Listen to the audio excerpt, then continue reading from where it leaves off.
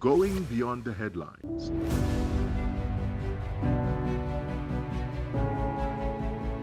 Asking the questions you want answered.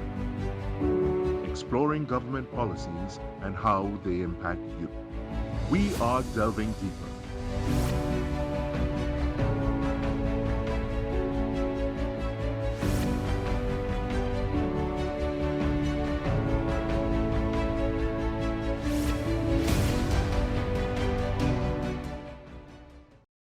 Good evening and welcome to Delving Deeper. I am your host, Diana Carter. Joining us this evening is the Acting Commissioner of Prisons, Deopersad Ramoutar. Good evening, Commissioner Ramoutar, and welcome to the show. Hi, good evening. Thank you. Thank you for the invite. Now, Commissioner, we have a lot to talk about today. So let's start with the safety of your officers. Now, for the past few months, we've heard a lot of attacks on prison officers. Most recently in January. How do you, as Commissioner of Prisons, aiming to help that situation or address that situation in terms of the safety of your officers? That's a really misconception. My officers have not been under attack, except for one instance with the Deputy Commissioner, Mr. Sherwin Bruce. There are other instances where officers were attacked, but the reason for that was that of the average citizen, a victim of robbery, as the case may be.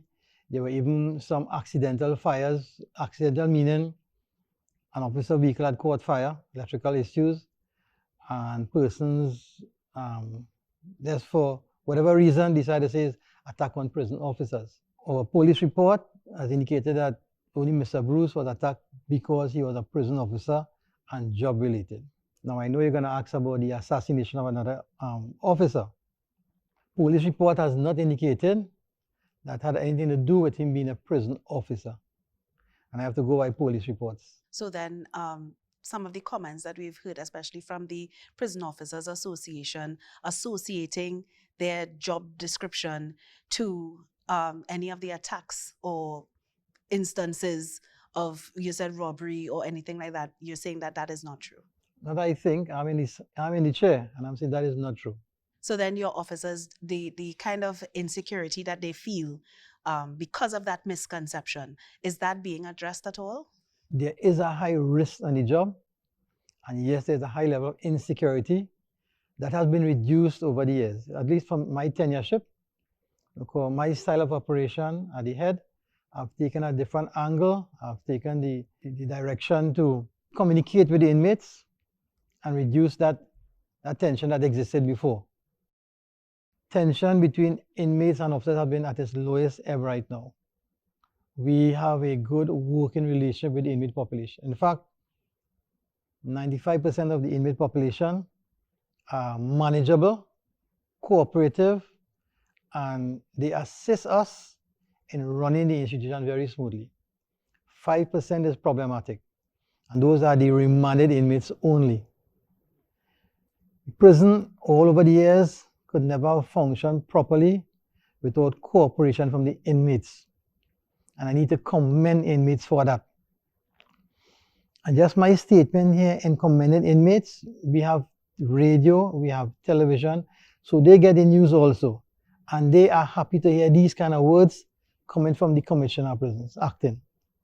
And this is building bridges, this is communication that works. Now, Commissioner, we've been hearing a lot about rehabilitation of inmates. Where do we stand where that is concerned? What can you tell us about that? Rehabilitation of inmates. That has been ongoing. We are having varying degrees of successes. Rehabilitation it's a big brainer. It's not an easy thing. I have been on the media speaking about security. Security is easy. Security is barbed wire fences, cameras, firearm, locks, and what have you. So that's keeping inmates secure, and we have been doing a very good job at that. Rehabilitation, to take a broken human being, and that person would have been considered a criminal by the state, bring them under one roof, and access to rehabilitate that person is not an easy task. These persons would have failed at the schools where education is concerned and proper socializing. The homes they came from would have failed. Various denominations, the churches would have failed. Society would have failed in creating a better person. They run afoul with the law, and prisons are now asked to reform this person. It's not impossible, but it's very difficult, given that the requirement for a prison officer is 3 O-levels. To properly reform a human being who has been broken, a criminal, you need to have some sort of an understanding of psychology, sociology, criminology, in fact, all the ologies. And then you must have some street sense. You must be a mature person to understand life. You must have love in your heart. You must be able to know to forgive, and a whole rounded person. So a prison officer should be a role model person. All the qualities and characteristic qualities of a role model person. And these are your tools, your asset for the state to rehabilitate that person. So are we treating the prison officer properly as regards the compensation package? Are we looking to his terms and conditions of working? But this is what we're asking from him to rehabilitate that person. So fine, that's what we have. We work at what we have. We do the best job that we have. We can. So we have programs, multitude of programs. We have programs that are academic. We have trade skills for marketable employment. We have social programs teaching you anger management, parenting skills, and simple gardening, right? We have YTEP that comes in under a wonderful program with us. And then faith-based organization, they come in and they treat with the spiritual needs of the inmate. We have a lot of successes. In fact, for my last 2 years, I've been putting it on the board, putting it on the agenda, that powers that be from the state, they have to release inmates who the prison has termed to be reformed and rehabilitated. This is not happening often enough. I am speaking the language. Somebody has to do it. We have inmates who are fit for discharge, who have been reformed, and who have been with us 30, 35, and 40 years. And some of the crimes that they would have been charged for would consider minor now, even though it's murder. So as regards to rehabilitation, yes, it works. We have a good program. We lack resources. We lack sufficient resources, but we do the best job that we can. I think our magnificent work in the prison is not being advertised enough. As much as we go out there and promote it, mainstream media does not pick it up and does not run with it, because good news doesn't sell as much as bad news. So, Commissioner, this is your opportunity to expand on the great work that is happening within the prison. Can you just give us a synopsis of those good things? We have a mediation unit that was formed and created by myself.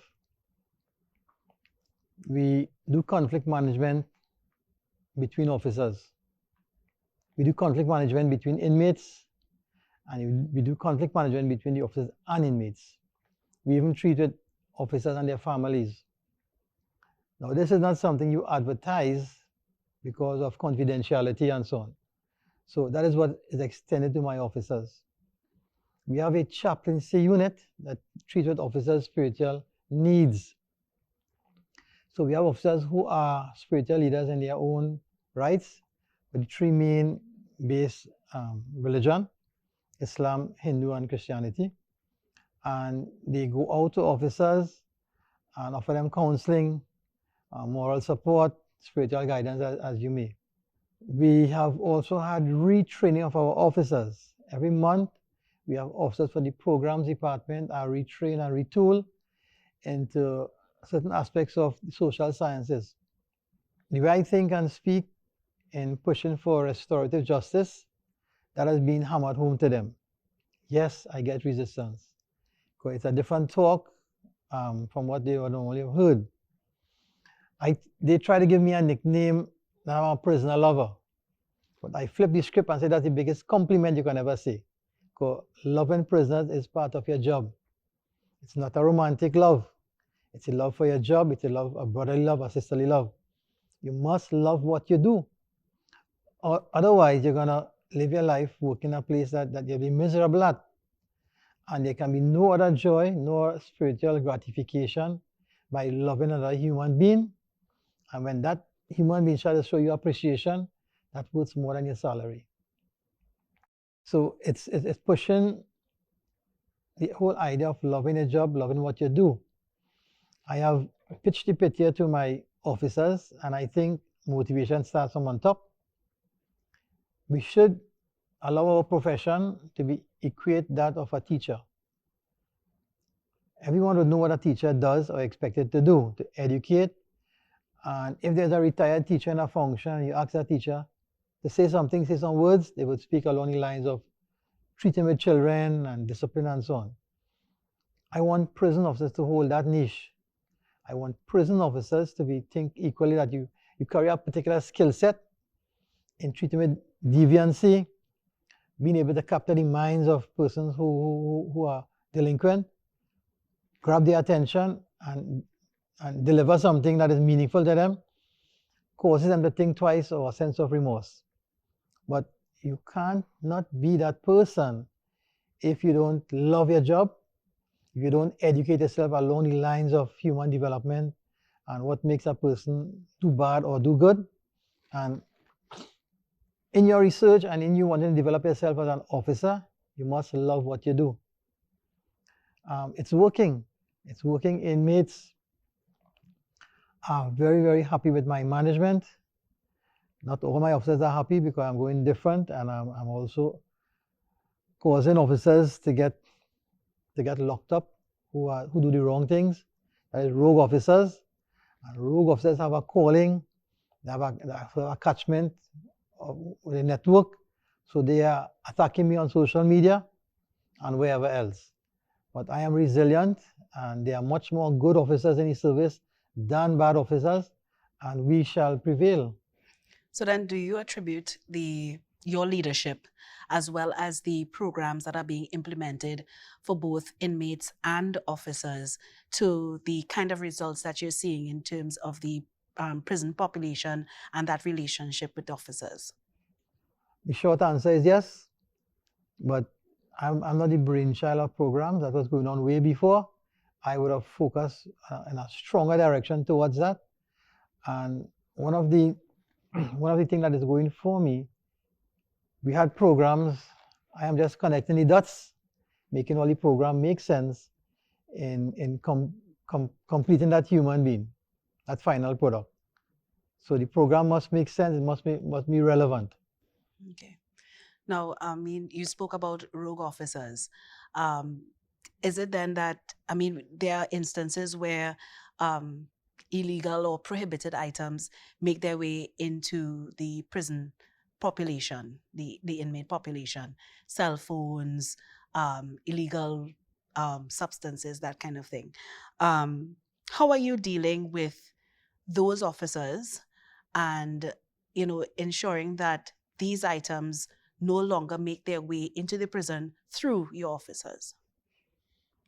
As a commissioner of prison, I feel badly that is happening, because my responsibility is to stop it. So I have done my research, and in first world countries, in other prisons, far better equipment than we have, there is still contraband in all prisons throughout the world. So I just comfort myself with that a little bit, right? Because you need to comfort yourself sometimes in this line of work. We have security checks on a daily basis to all officers who come on duty. We do random searches, we do strategic searches, we network with the police and other state agencies to do intelligence work. And thus far, we have arrested maybe about 12 officers with contraband. Now, here's the problem. We do not get enough support when the matter goes to court. We have instances when the police officers do not come to court. We have instances when the matter is called, magistrate throws the matter out because the police doesn't come to court. We have instances where the magistrate gives too minuscule bail, so that the officer who was apprehended red-handed doesn't spend more than 1 hour in custody with the police. He's released on bail the very said day, so he doesn't get to come to my prison and be the cellmate with other inmates. And I so want to see that. That's a deterrent. That's a consequence of bad behavior, being rude or being a crooked officer, because those cell phones that you bring into the prison commit crime outside and cause the demise of officers of the protective services. So I have a no nonsense stand with rogue officers and bringing contraband into the prison. Commissioner, how do you intend then to motivate those rogue officers to get on board? Delving deeper, right? I don't want to motivate them, I want to lock them up. I'll motivate what I can work with, the good officers, right? Maybe those who on the borderline, looking at what's happening, they'll come back on the right side when they see the crooked officers getting locked up. The negative consequences of your action is a motivation to do good. I have limited resources, and I'm not going to waste it on crooked officers. In fact, what I'm saying here now to the media is part of them hearing that and maybe stop the wrong they're doing and continue being lawful. But I motivate the good officers. I walk the ground. I meet with my officers and I give them words of encouragement. In fact, my styling, those who remember me from my days as a supervisor, I always attempt to motivate my officers. In fact, that would have driven me to create the chaplaincy unit and a mediation unit. Okay, so let's talk a little bit about the inmate population now. How many inmates do you currently have? Just over 3,000. Just over. The numbers have reduced somewhat, given of the amount of inmates getting bail now. Okay.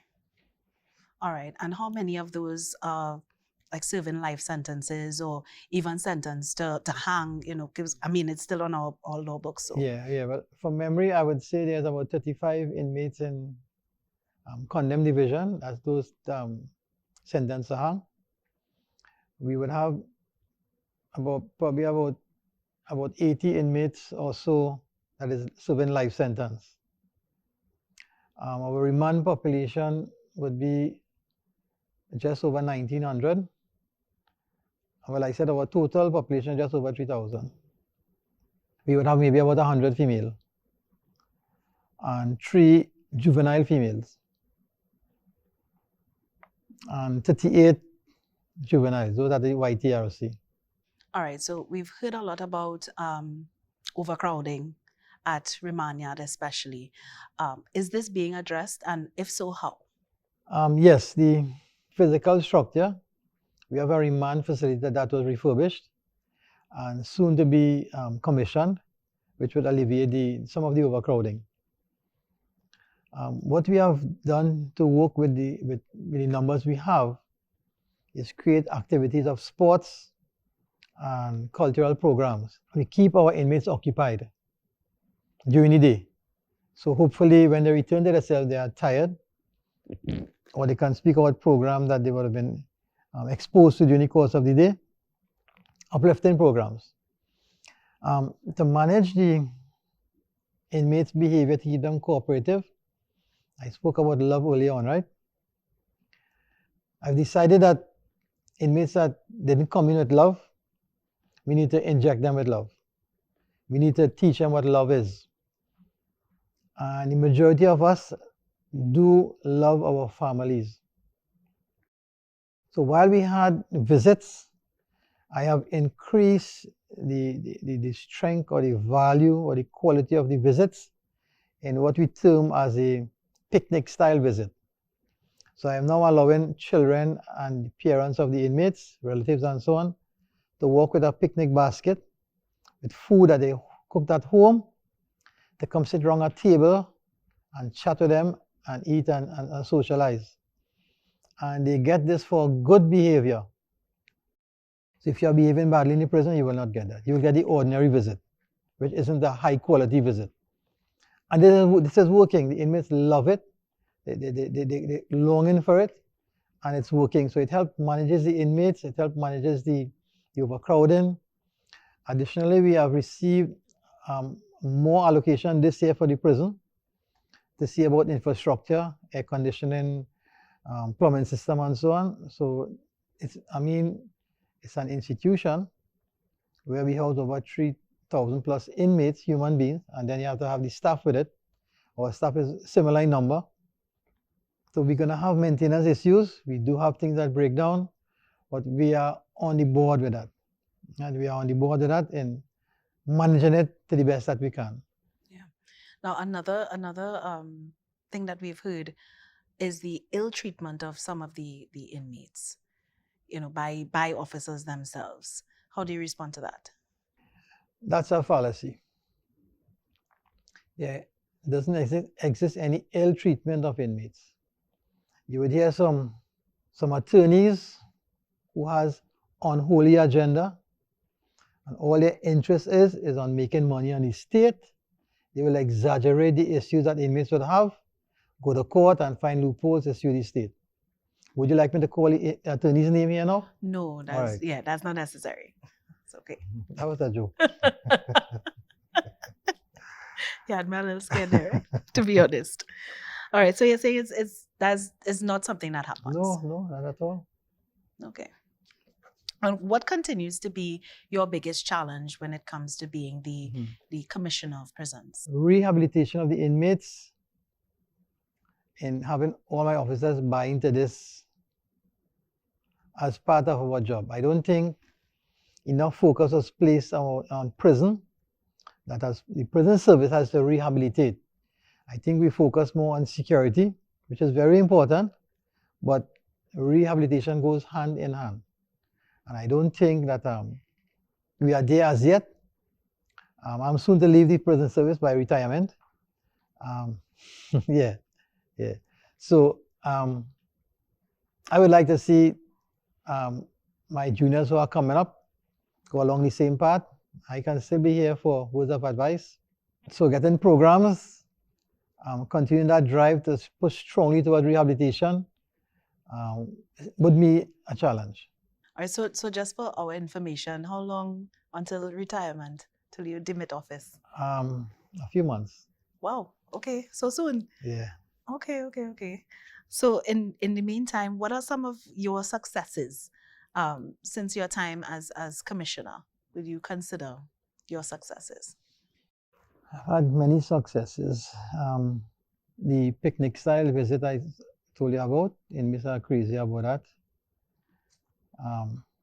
The chaplaincy unit, a mediation unit, and mediation is my skill set. I have my tertiary education in mediation. I'm a certified mediator by the Mediation Board of Trinidad and Tobago. So I'm strong in that area. One of my hallmarks, I would say, is fostering that relationship between inmates and officers. I can easily, it's not an idle boast, it's not something that someone should boast about, but I can easily diffuse a situation between inmates and my officers. I think that's something that I would have brought to the service or in my tenure. Right, let me just add, my training is in social sciences, psychology, social work, mediation, conflict management, and so on. So when I came into office, I realized I need some phrases, some power words to move you. So in the first year, I chose respect and performance. And that was our theme, respect and performance. You do everything with respect and you get the performance you want. The following year, we had motivating and empowering. So do what is motivating and it empowers. And for this year, we had self, am I a role model? And if you think about it, when you ask yourself, am I a role model? You have to think 2 and 3 times before you answer. Because you may say yes, maybe, or not yet. So these are some power words that I introduced and will help you shape the minds of how we move forward for my staff. I would have recognized our stakeholders, as you asked before. So much so that 4 persons who worked in the prison service were given national awards. And that's the first time for the prison service. We would have had over 2,000 officers, 2,000 training sessions for our prison officers in a wide area of development to increase their competency on the job. And I think for the last 2 years, the prison has been a catchment area for employment. And I can boast and say that because during our weeks of recruitment, over 12,000 applicants came for the job. More women than men. I said over 12,000, and on a batch, we don't take on more than 250. So that's how many persons were interested in getting employment in the prison service. What do you think attributed to that, to the response that you received? The success of the prison for the last 2 years. It's interesting that you mentioned that there were more women than men applying for the position. Yes, yes. Yeah. I think if my memory serves me right, over 6,000 women, and the balance would have been the men. All right. And what advice would you give to your successor? Follow along the path of rehabilitation and focus strongly into the direction of reforming the inmates.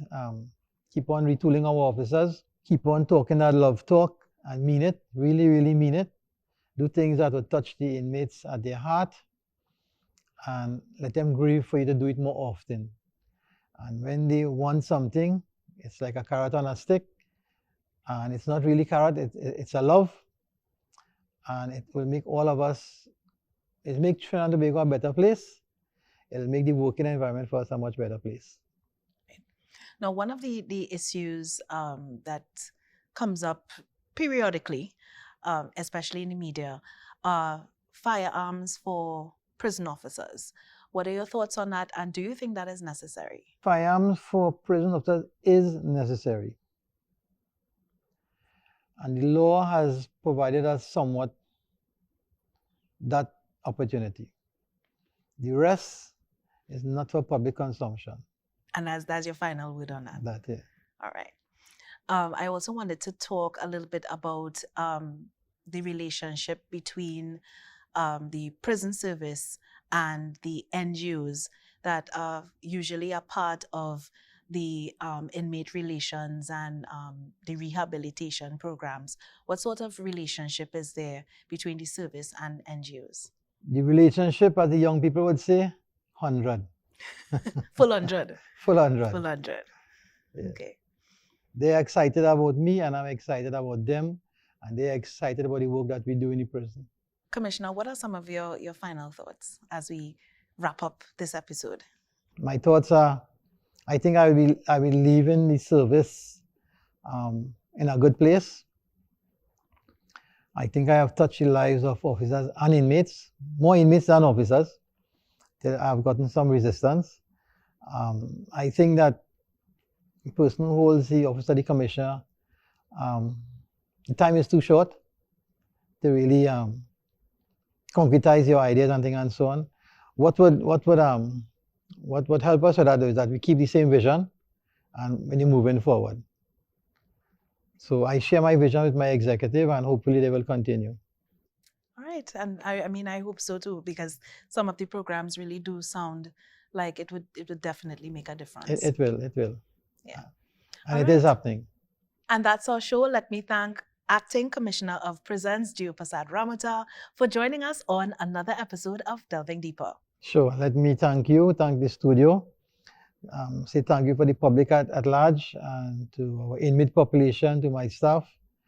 Keep up the good work, and we can only get stronger. Thank you. Right, so join us at the same time next week for another episode of Delving Deeper. I'm your host, Ayana Carter, and from all of us here, have a good night.